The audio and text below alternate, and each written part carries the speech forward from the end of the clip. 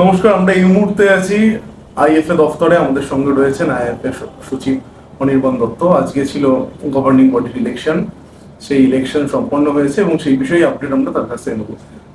জয়দা, আজকে গভর্নিং বডির ইলেকশন ছিল। এই ইলেকশনে তিন প্রধান, অর্থাৎ মোহনবাগান, ইস্ট বেঙ্গল এবং মোহামেডানের পক্ষ থেকে কারা গভর্নিং বডিতে এলেন? ওনাদের নমিনেশন ফর্ম এসেছিল। ওনাদের তিনজনের কেউই আজ ইলেকশনে ছিল না। ওনাদের নমিনেশন ফর্ম আমরা গভর্নিং বডিতে ডিক্লেয়ার করি এবং গভর্নিং বডির ইলেকশনে যারা মেম্বাররা প্রেজেন্ট ছিল বিভিন্ন ডিভিশনে, সেই ডিভিশনের মেম্বারদের মধ্যে থেকে তাদের নাম অ্যাকসেপ্ট করেছে এবং এরা সবাই গভর্নিং বডি মেম্বার হিসেবে এসেছে। নামগুলো যদি একটু মনে করেন। মোহনবাগান থেকে আছে দেবাশিস দত্ত, ইস্ট বেঙ্গল থেকে আছে দীপঙ্কর চক্রবর্তী, মোহামেডান স্পোর্টিং থেকে আছে আমিরুদ্দিন ববি, ইউনাইটেড স্পোর্টস থেকে আছে সিদ্ধার্থ ভট্টাচার্য, রেলওয়ে এফসি থেকে আছে সোমা বিশ্বাস, পিয়ারলেস থেকে আছে সুভাষিস দে। এটা হলো প্রিমিয়ার ডিভিশন। তিন প্রধানে যারা ছিলেন তারাই রইলেন। আমাদের এখানে কনভেনশন হলো তিন প্রধান এর সবসময় একটা ফিক্স সিট থাকে গভর্নিং বডিতে, তারা সবসময় থাকে। মানে ক্যান্ডিডেট গুলো একই রইল, আগের গভর্নিং বডি যারা ছিলেন তারাই রইল। আচ্ছা, আর একটা বিষয়, ময়দানের পরিচিত কোন কর্মকর্তা কি এবারে গভর্নিং বডিতে আছে? মানে যারা আছে তাদের ময়দানের পরিচিত বলতে সবাই ময়দানের পরিচিত। সিদ্ধার্থ ভট্টাচার্য হয়তো নামে আপনি বুঝতে পারছেন, নবাব ভট্টাচার্যের নাম। সোমা বিশ্বাস আমার মনে হয় বাংলার একটা খুব উজ্জ্বল নাম, সবাই চেনেন। অ্যাথলিট হিসেবে ওনার বিরাট নাম, বিরাট প্রগতি, এবং রেলওয়ে এফসির ফুটবলটাও উনিই দেখেন। সুভাষিস দে হলেন পিয়ারলেসের ভাইস প্রেসিডেন্ট। এছাড়া ফার্স্ট ডিভিশনে ডালহাউসি থেকে সিদ্ধার্থ রয় আছে, মানে পপ। মিলন বিথি থেকে রাজদীপ নন্দী আছে, উনিও পরিচিত নাম খুব। উত্তরপল্লী মিলন সংঘ থেকে চন্দন লৌয়া আছেন, উনিও দৈনন্দিনভাবে মাঠে থাকেন। অনুশীলনী থেকে দিলীপ আচার্য আছেন। বিএনআর থেকে অরূপ শ্রীমানি আছেন, উনি একটা সময় ফুটবলও খেলেছেন। ক্যালকাটা ফুটবল ক্লাব থেকে জামশেদ নাসিরি আছেন, উনিও একজন বিখ্যাত নাম ফুটবলে। আমি এখানে বলি, জামশেদ নাসিরির কথা আপনি উল্লেখ করলেন। পরবর্তী প্রশ্ন, এই জামশেদ নাসিরির মধ্যে কি আরো কিছু ফুটবলার, প্রাক্তন ফুটবলার আর কি, কোন ক্লাবের রিপ্রেজেন্টেটিভ হিসেবে অনেকেই আছে। যে বললাম অরূপ শ্রীমানি, উনিও একটা সময় ফুটবল খেলেছেন।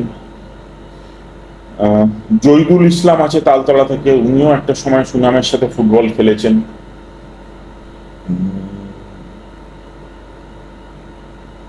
নাসির আহমেদ আছে কালীঘাট রেঞ্জার্স থেকে, উনিও ফুটবলের ময়দানে বিরাট একটা নাম, পরিচিত নাম।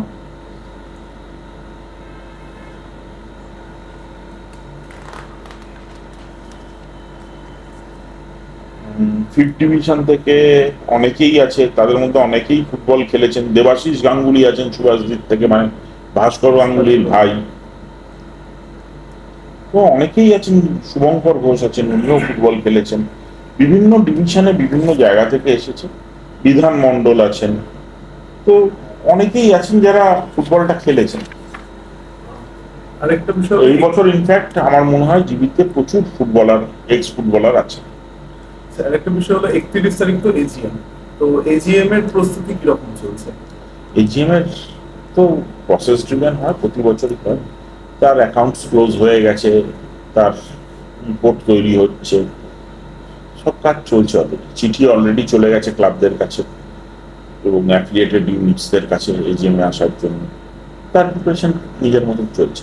আচ্ছা, আরেকটা বিষয় দাদা, সেটা হলো গিয়ে আইএফ এর যেটা রুল আছে, মানে সেটা হলো গভর্নিং বডি যে তৈরি হলো তার প্রথম এজিএম এর এক সপ্তাহের মধ্যে ভাইস প্রেসিডেন্ট নির্বাচন করতে হয়।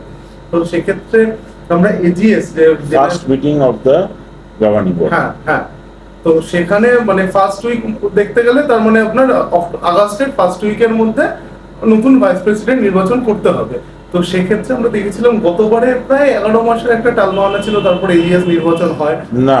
কোনো টালবাহানা নয়, ব্যাপারটা হলো এইচজিএস এর যে রুলটা আছে আমাদের, এনি সাবসিকুয়েন্ট মিটিং এ হতে পারে। কারণ আপনাকে বুঝতে হবে এইচজিএস এর রোলটা খুব ক্রিটিক্যাল।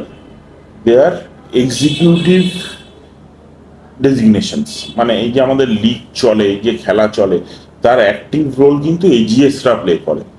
তো একটা লিগ চলাকালীন তার প্ল্যানিং এর কালীন যদি হঠাৎ করে এজিএস চেঞ্জ হয়, তাহলে কাজটা কিন্তু আটকে যাওয়ার সম্ভাবনা থাকে। তাই এই বছরের লিগটা শুরু হওয়া মাত্র যখন কাজগুলো শেষ হয়ে গেছে, আমরা সঙ্গে সঙ্গে এজিএস সিলেকশন করেছি।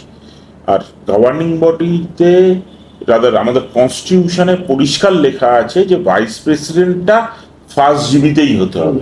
তো এখানে কিন্তু এটার কোনো ডিভিয়েশনের পথ নেই। না, আমি এই প্রসঙ্গে আর একটা জায়গায় আসবো, সেটা হলো গিয়ে যেহেতু মানে এই 31 তারিখে এজিএম আছে এবং তার এক সপ্তাহের মধ্যে আপনি বলছেন ভাইস প্রেসিডেন্ট ন্যাচারালি নির্বাচিত হয়ে যাবে।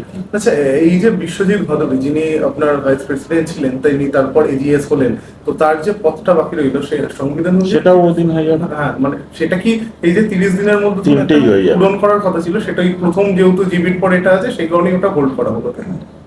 কারণ যেই নোটিশ হয়ে গেল, নতুন জিবি ইলেকশন না হওয়া অব্দি তো আমরা ইলেকশন করতে পারছি না। তো নতুন জিবি হওয়ার পরেই ইলেকশনটা হবে।